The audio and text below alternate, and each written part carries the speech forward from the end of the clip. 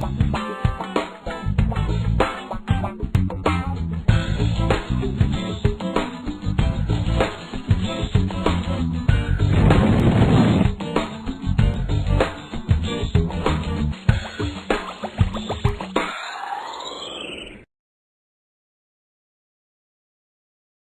have one of these?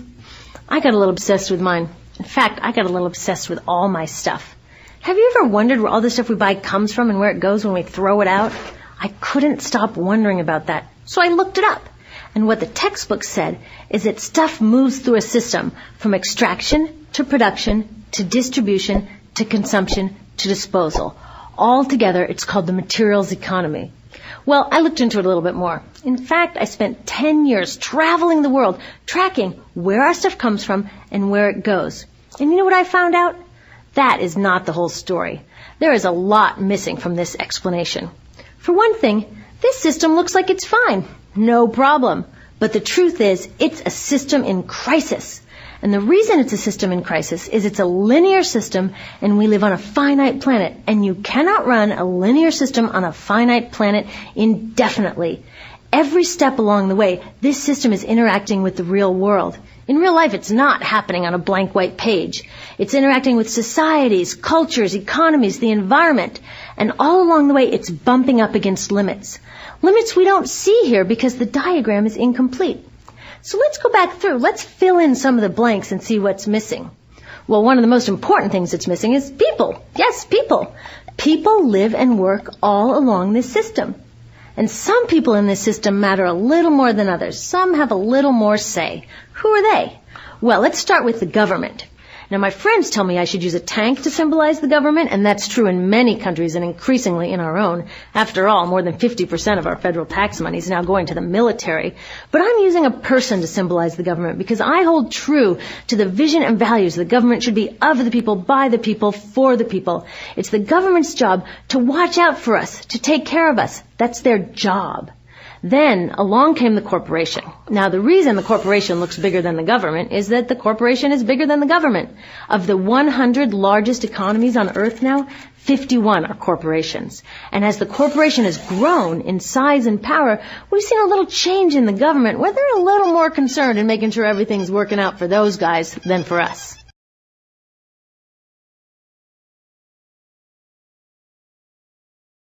Okay, so let's see what else is missing from this picture. We'll start with extraction, which is a fancy word for natural resource exploitation, which is a fancy word for trashing the planet. What this looks like is we chop down the trees, we blow up mountains to get the metals inside, we use up all the water, and we wipe out the animals. So here we are running up against our first limit. We are running out of resources. We are using too much stuff. Now, I know this can be hard to hear, but it's the truth, so we've got to deal with it. In the past 3 decades alone, 1/3 of the planet's natural resource base has been consumed. Gone. We are cutting and mining and hauling and trashing the place so fast that we're undermining the planet's very ability for people to live here. Where I live, in the United States, we have less than 4% of our original forests left. 40% of the waterways have become undrinkable. And our problem is not just that we're using too much stuff, but we're using more than our share. We have 5% of the world's population, but we're using 30% of the world's resources and creating 30% of the world's waste. If everybody consumed at U.S. rates, we would need 3 to 5 planets. And you know what? We've only got 1. So my country's response to this limitation is simply to go take somebody else's. This is the third world, which some would say is another word for our stuff that somehow got on somebody else's land. So what does that look like? The same thing, trashing the place. 75% of global fisheries now are fished at or beyond capacity. 80% of the planet's original forests are gone. In the Amazon alone, we're losing 2,000 trees a minute. That is 7 football fields a minute. And what about the people who live here? Well, according to these guys, they don't own these resources, even if they've been living there for generations. They don't own the means of production, and they're not buying a lot of stuff. And in this system, if you don't own or buy a lot of stuff, you don't have value.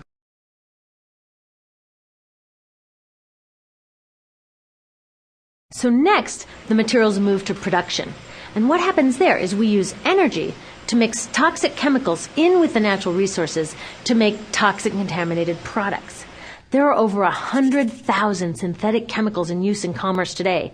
Only a handful of them have even been tested for health impacts, and none have been tested for synergistic health impacts. That means when they interact with all the other chemicals we're exposed to every day. So we don't know the full impact on health and the environment of all these toxic chemicals, but we do know one thing. Toxics in, toxics out. As long as we keep putting toxics into our industrial production systems, we're going to keep getting toxics in the stuff that we bring into our homes and workplaces and schools, and our bodies. Like BFRs, brominated flame retardants, they're a chemical that make things more fireproof, but they are super toxic. They're a neurotoxin. That means toxic to the brain. What are we even doing using a chemical like this? Yet we put it in our computers, our appliances, couches, mattresses, even some pillows. In fact, we take our pillows, we douse them in a neurotoxin, then we bring them home and put our heads on them for 8 hours a night to sleep. Now, I don't know, but it seems to me in this country with so much potential, we could think of a better way to stop our heads from catching on fire at night. Now, these toxics build up the food chain and concentrate in our bodies.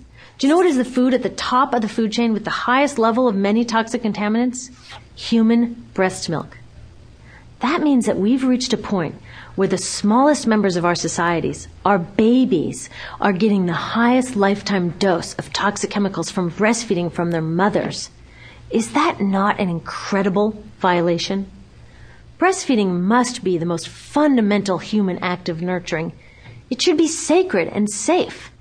Now, breastfeeding is still best, and mothers should definitely keep breastfeeding, but we should protect it. They should protect it. I thought they were looking out for us. And of course, the people who bear the biggest brunt of these toxic chemicals are the factory workers, many of whom are women of reproductive age. They're working with reproductive toxins, carcinogens, and more.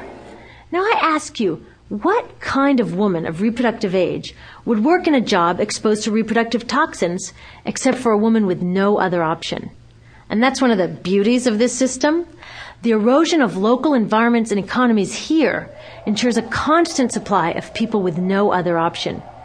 Globally, 200,000 people a day are moving from environments that have sustained them for generations into cities, many to live in slums, looking for work, no matter how toxic that work may be.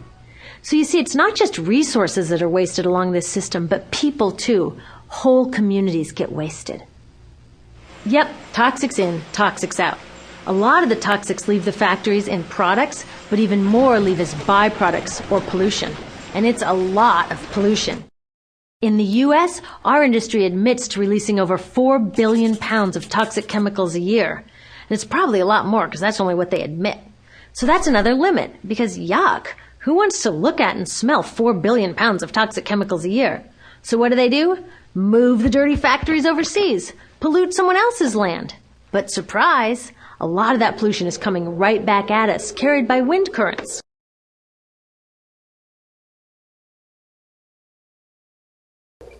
So what happens after all these natural resources are turned into products? Well, it moves here for distribution. Now, distribution means selling all the toxic contaminated junk as quickly as possible. The goal here is to keep the prices down, keep the people buying, and keep the inventory moving. How do they keep the prices down? Well, they don't pay the store workers very much, and they skimp on health insurance every time they can. It's all about externalizing the costs. What that means is that the real costs of making stuff aren't captured in the price. In other words, we aren't paying for the stuff we buy. I was thinking about this the other day. I was walking to work and I wanted to listen to the news, so I popped into a Radio Shack to buy a radio. I found this cute little green radio for $4.99. I was standing there in line to buy this thing, and I was thinking, how could $4.99 possibly capture the cost of making this radio and getting it into my hands? The metal was probably mined in South Africa. The petroleum was probably drilled in Iraq. The plastics were probably produced in China. And maybe the whole thing was assembled by some 15-year-old in a maquiladora in Mexico. $4.99 wouldn't even pay the rent for the shelf space it occupied until I came along, let alone part of the staff guy's salary who helped me pick it out, or the multiple ocean cruises and truck rides pieces of this radio went on. That's how I realized I didn't pay for the radio. So who did pay? Well, these people paid with the loss of their natural resource space. These people paid with the loss of their clean air, with increasing asthma and cancer rates. Kids in the Congo paid with their future. 30% of the kids in part of the Congo have dropped out of school to mine coltan, a metal we need for our cheap and disposable electronics. These people even paid by having to cover their own health insurance. All along this system, people pitched in so I could get this radio for $4.99, and none of these contributions are recorded in any accounts book. That's what I mean by the company owners externalized the true costs of production.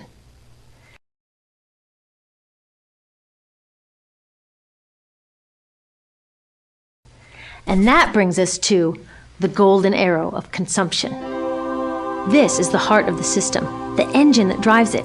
It is so important that protecting this arrow has become the top priority for both of these guys. That's why after 9/11, when our country was in shock, and President Bush could have suggested any number of appropriate things, to grieve, to pray, to hope. No, he said to shop, to shop. We have become a nation of consumers. Our primary identity has become that of being consumers, not mothers, teachers, farmers, but consumers. The primary way that our value is measured and demonstrated is by how much we contribute to this arrow, how much we consume. And do we? We shop and shop and shop, keep the materials flowing, and flow they do.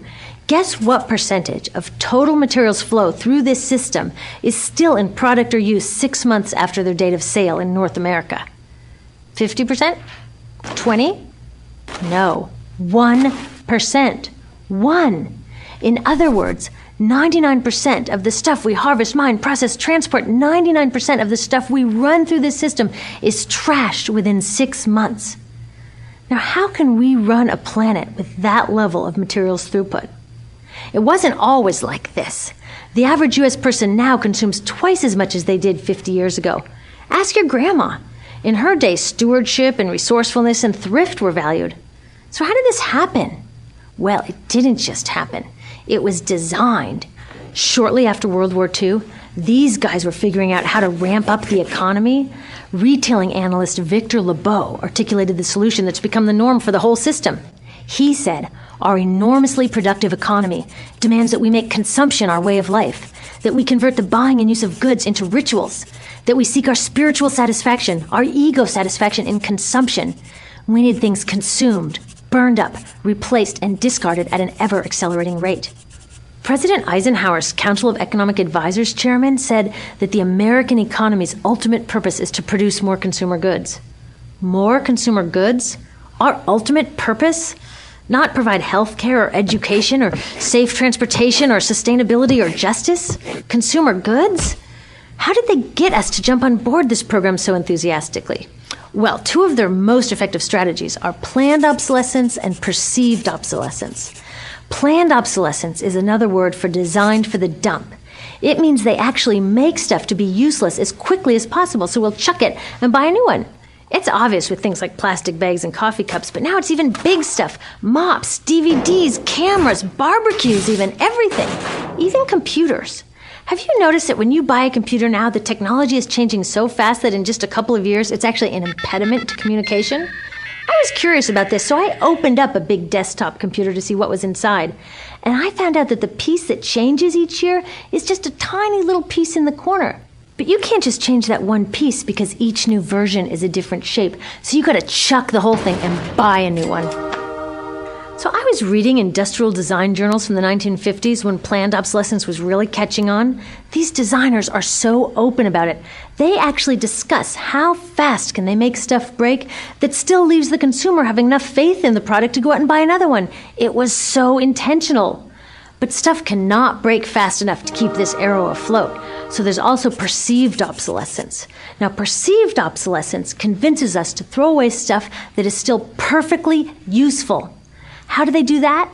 Well, they change the way the stuff looks. So if you bought your stuff a couple of years ago, everyone can tell that you haven't contributed to this arrow recently. And since the way we demonstrate our value is contributing to this arrow, it can be embarrassing. Like, I've had the same fat white computer monitor on my desk for 5 years. My coworker just got a new computer. She has a flat, shiny, sleek monitor. It matches her computer, it matches her phone, even her pen stand. She looks like she's driving in Spaceship Central, and I look like I've got a washing machine on my desk. Fashion is another prime example of this. Have you ever wondered why women's shoe heels go from fat one year to skinny the next to fat to skinny? It's not because there's some debate about which heel structure is the most healthy for women's feet. It's because wearing fat heels in a skinny heel year shows everybody that you haven't contributed to that era as recently, so you're not as valuable as that person in skinny heels next to you, or more likely in some ad. It's to keep us buying new shoes. Advertisements and media in general plays a big role in this. Each of us in the U.S. is targeted with over 3,000 advertisements a day. We see more advertisements in 1 year than people 50 years ago saw in a lifetime. And if you think about it, what's the point of an ad except to make us unhappy with what we have? So 3,000 times a day, we're told our hair is wrong, our skin is wrong, our clothes are wrong, our furniture is wrong, our car is wrong, we are wrong, but it can all be made right if we just go shopping. Media also helps by hiding all of this and all of this.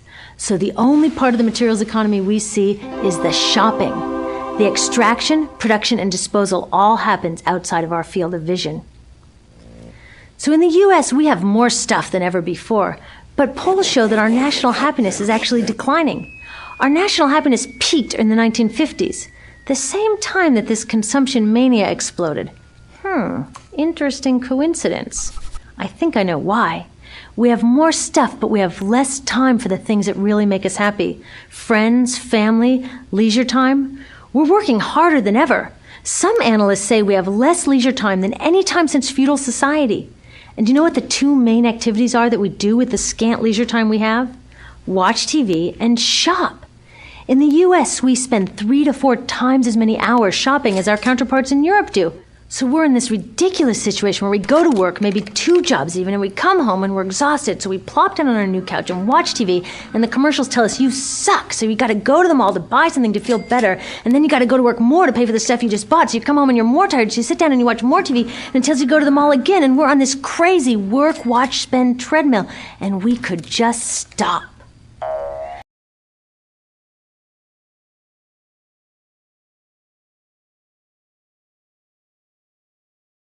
So in the end, what happens to all the stuff we buy anyway? At this rate of consumption, it can't fit into our houses, even though the average house size has doubled in this country since the 1970s. It all goes out in the garbage. And that brings us to disposal. This is the part of the materials economy we all know the most because we have to haul the junk out to the curb ourselves. Each of us in the United States makes 4.5 pounds of garbage a day. That's twice what we each made 30 years ago. All of this garbage either gets dumped in a landfill, which is just a big hole in the ground, or if you're really unlucky, first it's burned in an incinerator and then dumped in the landfill. Either way, they both pollute the air, land, water, and don't forget, change the climate. Incineration is really bad. Remember those toxics back in the production stage? Well, burning the garbage releases the toxics up into the air. Even worse, it makes new super toxics, like dioxin. Dioxin is the most toxic man-made substance known to science, and incinerators are the #1 source of dioxin. That means that we could stop the #1 source of the most toxic man-made substance known just by stopping burning the trash. We could stop it today. Now, some companies don't want to deal with building landfills and incinerators here, so they just export the disposal too. What about recycling? Does recycling help? Yes, recycling helps. Recycling reduces the garbage at this end, and it reduces the pressure to mine and harvest new stuff at this end. Yes, yes, yes, we should all recycle, but recycling is not enough. Recycling will never be enough for a couple reasons. First, the waste coming out of our houses is just the tip of the iceberg. For every 1 garbage can of waste you put out on the curb, 70 garbage cans of waste were made upstream just to make the junk in that 1 garbage can you put out on the curb. So even if we could recycle 100% of the waste coming out of our households, it doesn't get to the core of the problems. Also, much of the garbage can't be recycled, either because it contains too many toxics or it's designed not to be recyclable in the first place. Like those juice packs, where they have layers of metal and paper and plastic all smushed together, you can never separate those for true recycling.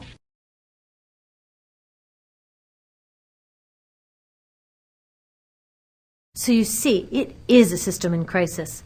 All along the way, we're bumping up against limits. From changing climate to declining happiness, it's just not working. But the good thing about such an all-pervasive problem is there are so many points of intervention. There are people working here on saving forests, here on clean production, labor rights, fair trade, conscious consuming, blocking landfills and incinerators, and very importantly, taking back our government, so that it really is by the people, for the people. All of this work is critically important, but things really start moving when we see the connections, when we see the big picture. When people all along this system get united, we can reclaim and transform this whole linear system into something new, a system that doesn't waste resources or people. You see, what we really need to chuck is that old school throwaway mindset. There's a new school of thinking about this stuff, and it's based on sustainability and equity. Things like green chemistry, zero waste, closed loop production, renewable energy, local living economies. It's already started. Some say it's unrealistic, too idealistic that it can't happen. I say the ones who are unrealistic are those who think that we can continue with the old way. They're dreaming. Remember, that old way didn't just happen. It wasn't like gravity that we just have to live with. People created it, and we're people too. So let's create something new. There's a lot of information on this website about groups doing incredible work. Click around, get involved.